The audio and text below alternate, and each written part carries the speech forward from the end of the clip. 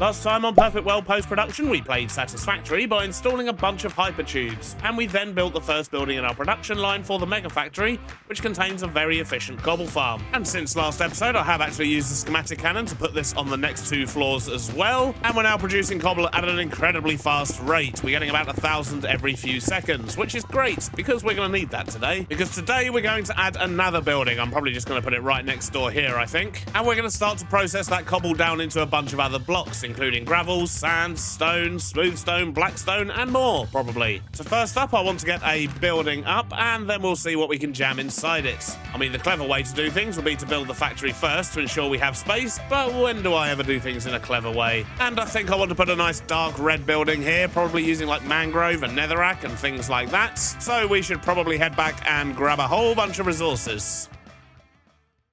So I'm going to want mangrove, and it looks like we're going to need more of that, so let's grab those as well. We're going to want netherrack, and I'm going to need an accent color, so maybe we could try some jungle. Oh, we're going to need more jungle as well. Do we have any downstairs? No, we don't. We've only got 28 saplings, and we've only got 1 more sapling up here. Right. So it looks like we're going to be doing a bunch of chopping to get the mangrove and the jungle we need.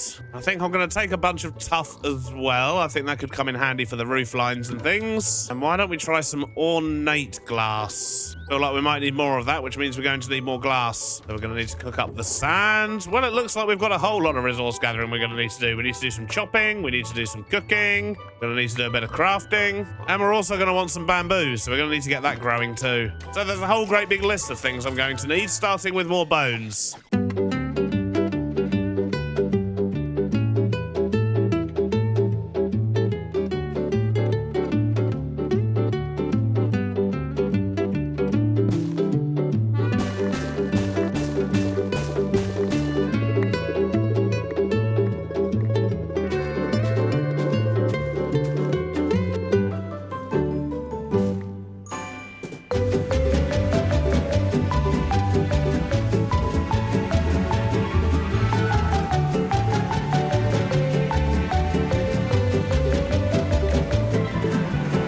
Alrighty, I think we've got everything we need. Let's head over there and start putting down another building.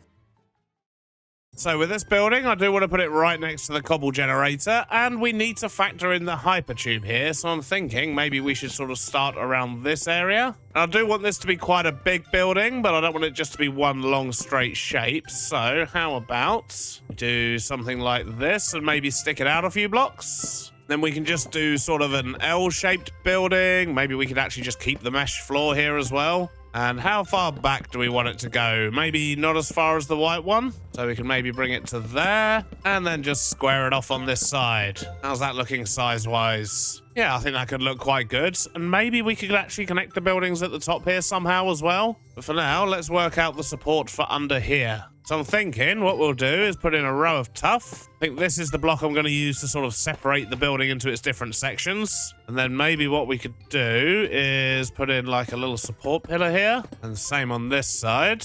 Then maybe a couple of curly brackety type things here just for a bit of support. There we go, that's not looking too bad.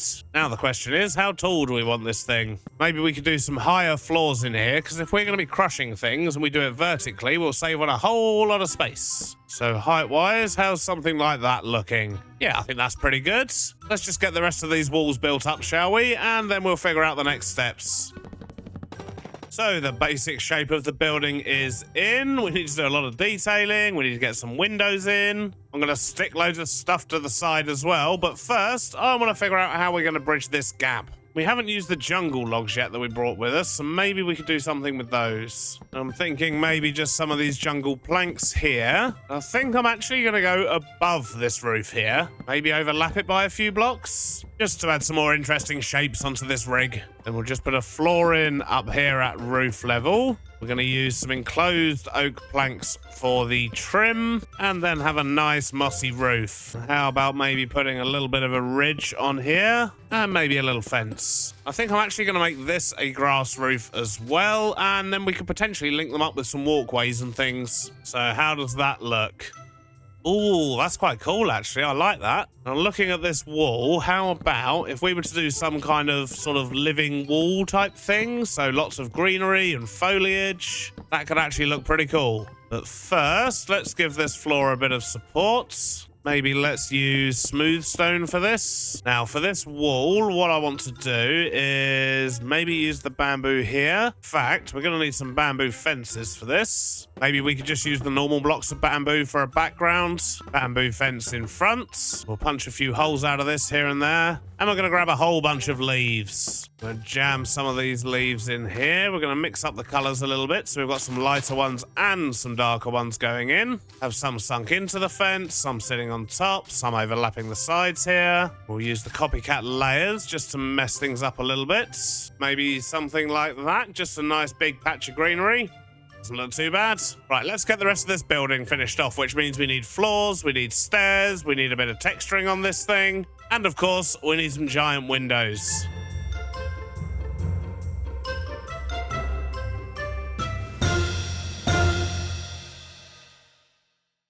Well, I've got good news and I've got bad news. The good news is the building is actually looking pretty good. I really like how that ties in with the whole oil rig. It's looking very nice. Although I think when it comes to doing the buildings in the center, we might need to go a bit taller just to give it some more height. But I've added some fans and some boiler type things and some pipes and whatnot just to the side to make it look good. We've also got some stairs that wrap around so you can get on top of all the roofs. The interior is done. We've got lighting. And that is all very good. Now let me show you what's bad. And unsurprisingly, it involves my cobble generators. All three of them. I mean, we now have 1.5 million cobble, which is amazing. But if we run through to the power room over here, and I press F3, we can see we've got a fairly steady, 160 or so frames. That's not too bad, considering we've got the render distance on 32 chunks. But as soon as I turn on the cobble generator and we run back to the other room, in fact, you can already see it dropping, going down to 50, 60 frames, and that made it very difficult to build. And if we've already used up that many frames just on our cobble generators, then that doesn't bode well for the rest of the factory. But then we do have about 250 drills running in there, so it's not particularly surprising. Let's turn that back off. We can stop stuttering around. This is much nicer. So I guess the question becomes, what do we do about this? Because we need lots and lots of cobble. I mean, it's great after all. Everything comes from cobble, and 1.5 million might look like a lot now, but considering nearly everything we want to make over here begins with cobble, that's not going to last very long at all. But it's okay. There is a solution. And that solution starts with tearing all of this back down again. Not what I was intending to do today, but we might as well fix the problem now before it gets worse. In fact, for now, while we test what we're about to do, let me just remove this one row. But if this does work, we should be able to get lots of cobble. We shouldn't damage our frames whatsoever. And we'll probably end up emptying most of this building, which means we can use it for something else, I guess. But essentially, we're just going to need a whole lot less of pretty much everything down here. So what I'm going to do is just move this stuff over here. And what I've done is I've installed Create Cobblestone, which is a mechanical cobblestone generator. So basically does exactly the same thing as this giant machine we did here, but all within one block and saves us a whole bunch of frames. So we're going to need to run home and go make some of these, and then we'll test how effective they actually are. And although adding a mod like this feels a little bit cheaty, I mean, you can actually use it for making a whole bunch of other blocks as well, such as limestone and scoria and things like that, but I'm not going to do that. I just want to use it for the cobblestone. It's going to enable us to actually build this mega factory and still have frames left over at the end. In fact, while I'm here, I'm going to grab a bunch of other create components as well that are probably going to come in handy for this. Don't really know exactly what I'm going to need, but that will probably do it. Now to go figure out how these things work. And it looks like you tell it what block you want it to generate. Yeah, there we go. And then we just give it SU and it converts that into cobblestone. So basically what we were doing over there, except this time, hopefully we'll have a bunch of frames left at the end. How do we want to do this? We've got 5 of these generators, so maybe what we could do, just put 5 of those there. And I assume we just pull the cobble out the bottom of the block. So let's put 5 chutes in. We'll just connect up the trim there for now. We'll worry about tidying it all up later. And if we put our mechanical grinders in there, set them all to cobblestone, put a vertical gearbox there, that should generate everything. And then we just need our storage drawer. So let's turn this on and see what happens. Hopefully it's not going to mess with our frames. So these are all running at max speed. We can see we're getting cobblestone very quickly. Look how quickly we're getting those stacks through, which means our box is going to be filling up much quicker. And if anything, I'd say we've got more frames than we had before. So that's going to solve our cobble problem with a tiny little farm like that. But I guess I now need to remove all of this. Right, there we go. Everything has been cleared up. All 3 floors are now empty. And I've doubled up on the cobble generator over here, so we're making absolutely tons of the stuff. And we now have 2.2 million. Wonderful. So that takes up a tiny amount of space. We've still got loads of frames to play with for the rest of the factory. So now we can actually crack on with the rest of what we wanted to do today. And of course, I was going to be building over in this building over here. I mean, that's why we designed the whole thing in the first place. But we've got loads of space in here now, so I guess I may as well make use of this. But I'm going to need to grab myself a bunch of different things. I should probably empty my backpack now that we're not building over there. And I need lots of create components, crushing wheels, gearboxes, all those kinds of things. And we're going to start generating a whole load of different stone types in here. Let's go sort out our inventory, grab what we need, and get building.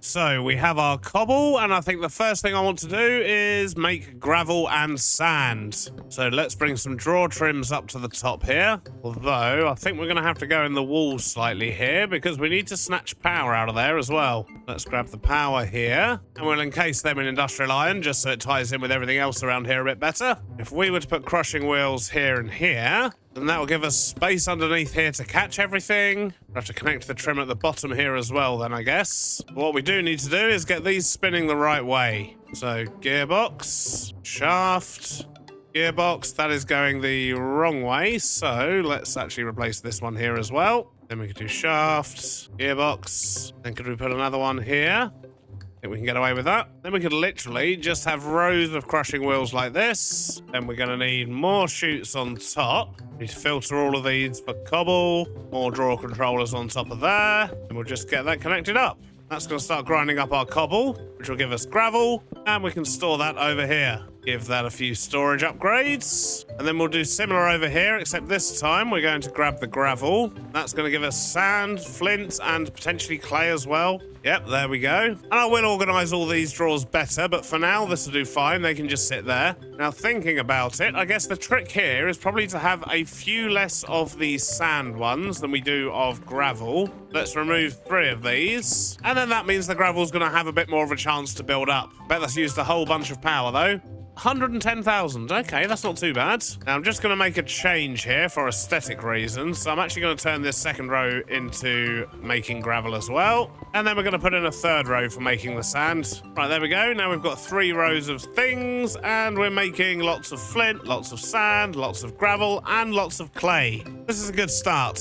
And we've still got plenty of cobble to be doing other things with as well. Stop everything. It's 3 days later in real life. I've actually spent all 3 of those days in bed, not feeling very well. I'm still a bit under the weather today, so apologies if my voice sounds even worse than it usually does on these videos. But during all that time in bed, I've made a couple of realizations. One, I need to actually be able to turn off these machines individually, so I'm going to need to rewire the entire back end of it over there. And I've also realized before I go much further, I should sort out the storage a little bit, even if I just build a wall over here for it, because my previous video has now gone out, and I know what the problem was with the threshold switches. And I can confirm it was basically user error, but we'll get to that in a minute. But you can also see by the numbers on here that I did leave this thing running for a little while, and we've got thousands, sometimes millions of absolutely everything here. This is wonderful. Now, the first thing I'm going to do is actually move the storage, and what we're going to need to do is make sure that we've actually got space behind this thing, because we're going to need to add threshold switches, redstone links. That one doesn't need to be there. And of course, we're going to need to make sure the whole thing's actually connected up to the system, but that's easy enough. We can just link this over here. Now, the threshold switches, we don't need them on every box. We just need them on the main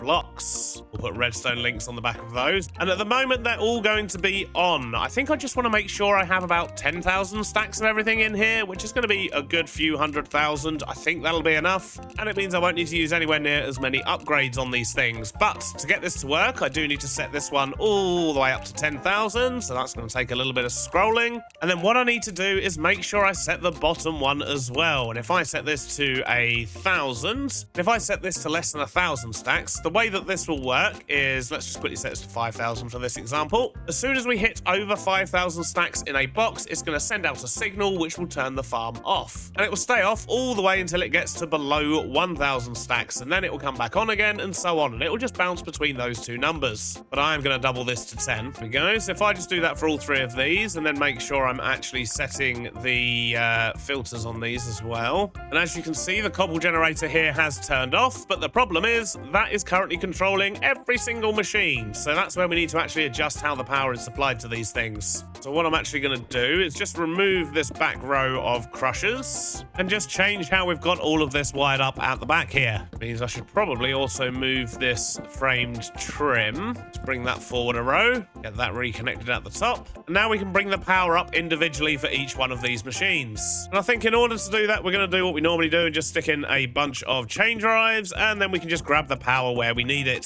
So I think I've got some clutches in here somewhere. Yep, there we go. So that way we've got a clutch here we can use to control the gravel generation, and another one here we can use to control the sand. Just need to stick all of these back in. In fact, I should probably move this over by one. Get those in, and then we'll stick another one in here.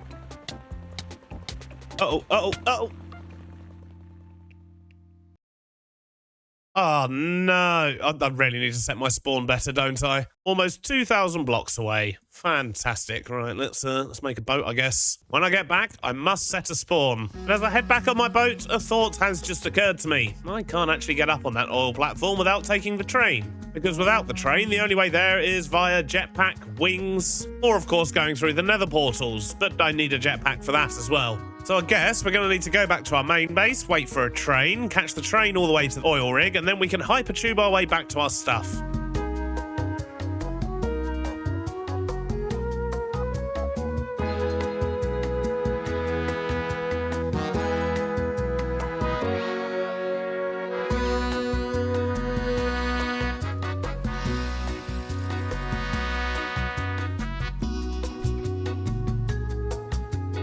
So I've made it back, and it appears my body is resting on top of the crushing wheels over there, which is going to make it a bit more difficult to get back.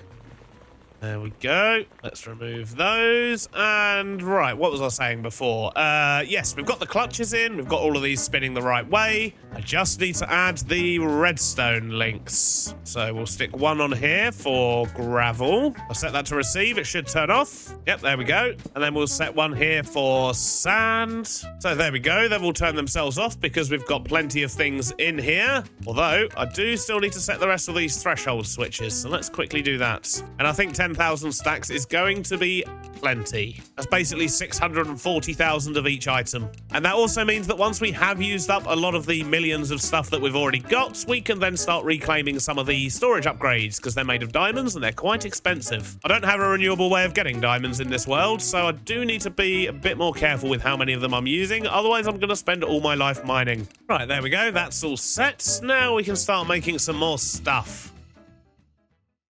So I think the next thing I'm going to do is work with the clay here. So we're going to turn some of the clay balls, we're going to cook them up and turn them into bricks, but we're also going to turn a bunch of them into clay blocks as well. Although if we're going to do that, we should probably make more clay first, which means we need to wash sand. And I reckon we can do that over here. So we'll start with a bunch of fans. We're going to need to extend the power this way as well. In fact, we're going to want to send this up to the next floor too. So let's just quickly do that while we're here. These are all going to be connected at the back, which means I can put a clutch in here, put that in, and the fans are going the wrong way. Not to worry, let's just bring everything forward by a block. There we go, they're definitely blowing now, so I'm just going to remove that gearbox for now, make it easier to work over here. So let's work some of this out. If that's where the fans are going, we're going to need to put water in these blocks here. Let's just put gravel there for now. And then do we want to do this on belts?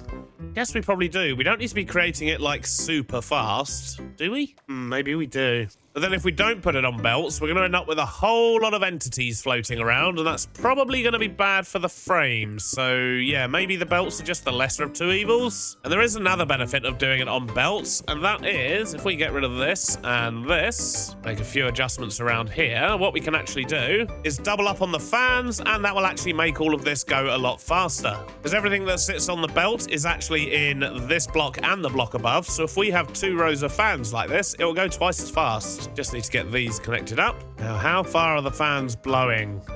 Pretty much to the end. Okay, that's cool. So that means we can literally extend these belts all the way to the end here. We've already got storage pretty much linked up. If we just hook up a few draw controllers here, some brass funnels, then we should just be able to set these to clay balls. And at this end, we're going to need smart chutes, filtered for sand. Get all of those linked up. I do need to check, though, are these chutes going to block the fans? Because that would not be ideal. Yep, they completely do. So what we're going to do is raise this up by a block. And then can we put normal chutes underneath? Nope, apparently not. Still gets blocked. Funnels seem to work, though. Then the funnels don't stop additional things being dropped down here, look. I'm going to need to do all this differently, but I've got another idea. But I imagine these are going to block all the wind as well. Yeah. So that only really leaves me with one option, and that is to remove this side, get rid of this belt altogether. Then we'll just stick a draw controller on this side. We'll do the same on the other side. Get those connected up. Do brass funnels like this, and that will feed everything onto the belts, and then it will turn into clay, go into there. Okay, good. Now, something else I want to do is actually change this, because ideally, clay should be inside compacting drawers. So let's just quickly get all of that transferred, and that way we don't have to worry about actually making the clay blocks. It's just done by these drawers. So while that transfers, let's go get some water, get the water in this bit here, and then our washer should be good to go. In fact, I do have water on me because we destroyed that cobble generator earlier. So if I put water, oh, easy. So if I put water in there and there, that's going to wash all that stuff. Wonderful. But before I go any further, I need to make sure I've got power to these belts. Ideally, I'd like them hooked into the fan system so they get turned off when they're not needed as well. Let's put that in there. A couple of shafts, and the belt's going the wrong way.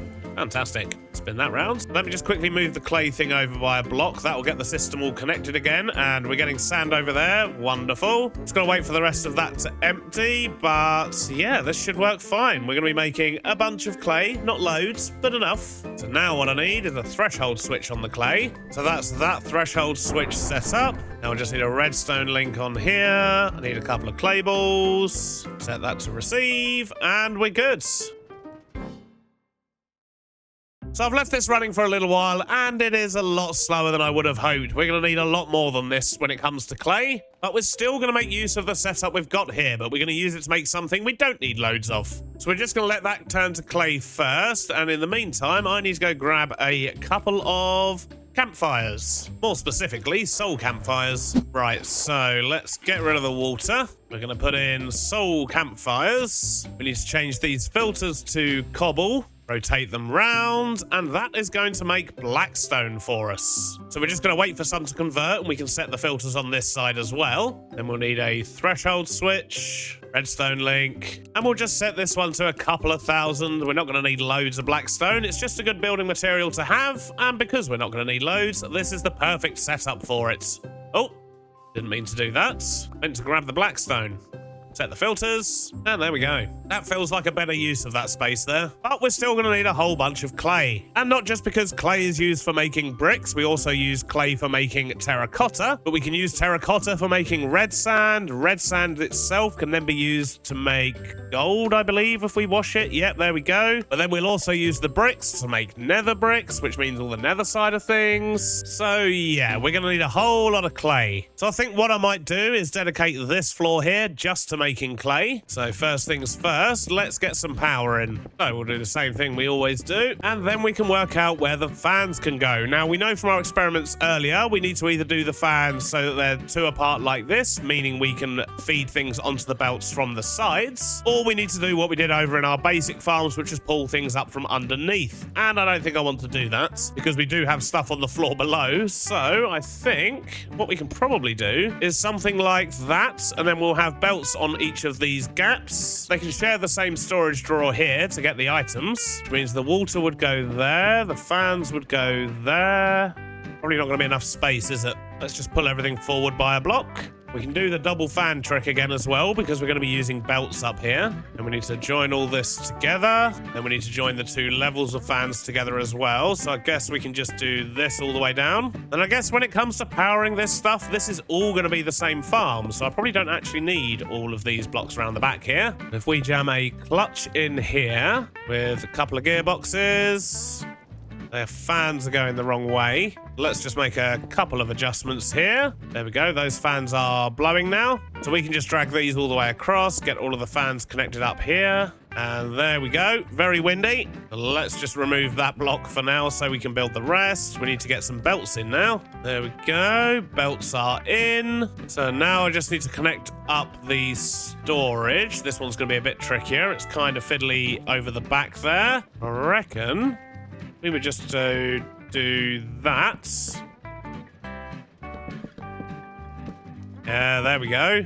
That links up all of those. Need brass funnels here. We're going to make sure they're pointing into these drawers at the moment, because otherwise they're going to start dumping all sorts of random stuff on these belts, and we don't want that. But we also need to run the storage all the way over here and across the back here. Get all the drawer controllers on there. We need more funnels. Now we just need some water and some clay balls for filters. No, wait a sec. We need sand for filters. No, I was right. We actually need both. We need clay for this side. We need sand for that side. I'm just going to tidy up a little bit as well. Get some of these gaps filled in. Although I should probably do that with iron blocks as opposed to framed trim. Although I should probably do that with just normal industrial iron instead of the framed trim. Now let's get all of these turned around. That should start depositing lots of sand. There we go. And now we're going to produce clay 5 times as fast as we were earlier. Although I forgot to set a filter on that one and we've just had loads of clay blocks come out. Not to worry. We can quickly get those back in the system and then change it back to balls.